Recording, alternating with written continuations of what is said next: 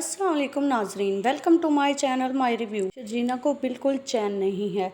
अपने घर जाकर भी वो मुस्तफ़ा के बारे में ही सोचे जा रही है बार बार, और वो बेचैनी उसके चेहरे से साफ नज़र आ रही है कि वो मुस्तफ़ा का इंतज़ार कर रही है ताकि उसके घर वालों के सामने उसका मान रह सके। क्योंकि जिस तरह उसने अपने घर वालों को आकर बताया है कि मुस्तफ़ा उसका बहुत ज़्यादा ख्याल रखता है और उसकी हर बात सुनता है, और वो यहाँ इसलिए आई थी कि चंद दिन आप लोगों के साथ गुजार सके।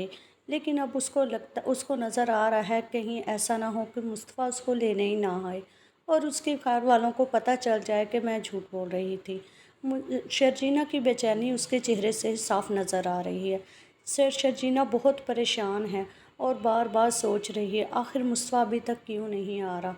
क्या कहीं मुस्तफ़ा उसको लेने आना ही नहीं चाहता। दूसरी तरफ मुस्तफ़ा अलग से बेचैन है, परेशान है, और ये सोच सोच के परेशान हो रहा है कि शर्जीना को कैसे मनाए और किस तरह शर्जीना को दोबारा इस घर में लेकर आए।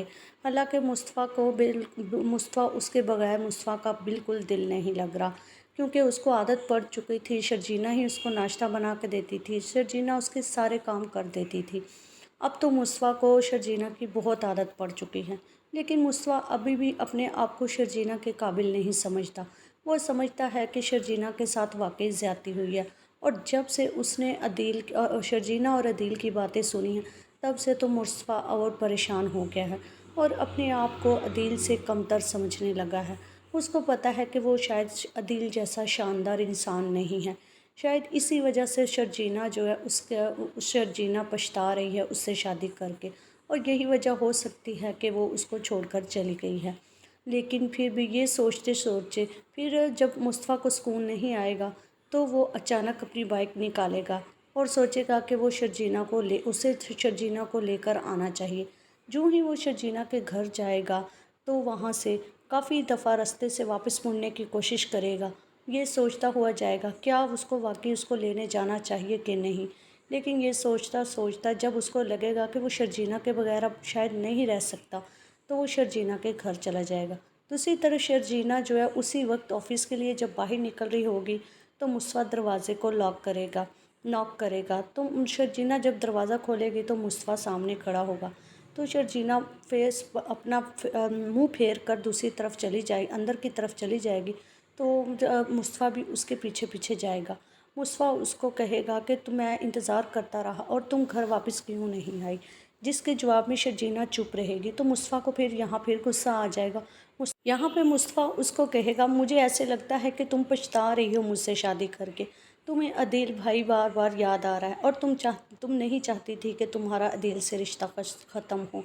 ये सुनते ही शर्जीना को तो जैसे गुस्सा ही आ जाएगा, और वो पलट कर मुस्तफ़ा को जवाब देगी कि तुम किस तरह के शोहर हो। तुम ना सिर्फ मेरे शोहर हो बल्कि मेरे दोस्त हो और मेरी मोहब्बत हो।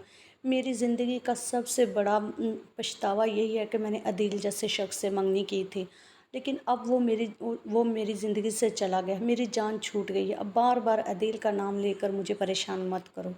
तो मुस्तफ़ा उसको कहेगा कि तुम अदील जैसा शानदार लड़का ही डिज़र्व करती थी, मेरे जैसा लड़का नहीं।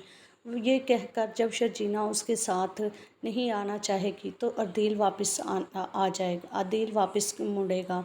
लेकिन फिर शर्जीना सोचेगी कि अगर वो मुस्तफ़ा के साथ नहीं गई तो उसकी फ़ैमिली क्या सोचेगी। तो यहाँ पर शर्जीना मुस्तफ़ा के साथ जाने का फ़ैसला कर लेगी।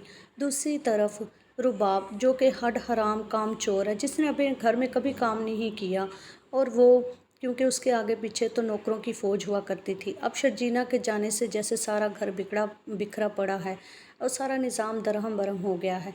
रुबाब तो किसी काम को हाथ नहीं लगाती, जिसकी वजह से मुस्तफ़ा की माँ बहुत परेशान है। और क्योंकि शर्जीना सारे घर के काम बगैर कहे कर दिया करती थी, और सबसे बड़ी बात मुस्तफ़ा के वालिद साहब के काम वो भी अपने कमरे में बड़े बड़े अपनी इस बहू शर्जीना को याद कर रहे होंगे, और फिर उन सबको कहेंगे कि मुझे मोबाइल पकड़ाओ, मैं अपनी बेटी से खुद बात करूँगा और मुझे यकीन है कि मेरी बेटी मेरी आवाज़ सुनते ही वापस आ जाएगी। यहाँ पे रुबाब भी घर वालों के मज़े ले रही है।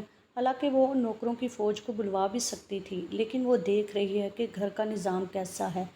उनको उनके सामने ये शो करवा रही है कि शर्जीना ने उनके साथ अच्छा नहीं किया, शर्जीना को नहीं जाना चाहिए था। وہ اپنی اچھی بہو بننے کی کوشش کر رہی ہے، نہ کہ کام کر کے صرف لفظوں سے۔ اگلی ایپیسوڈ کا ریویو جاننے کے لیے چینل کو لائک شیئر سبسکرائب کریں۔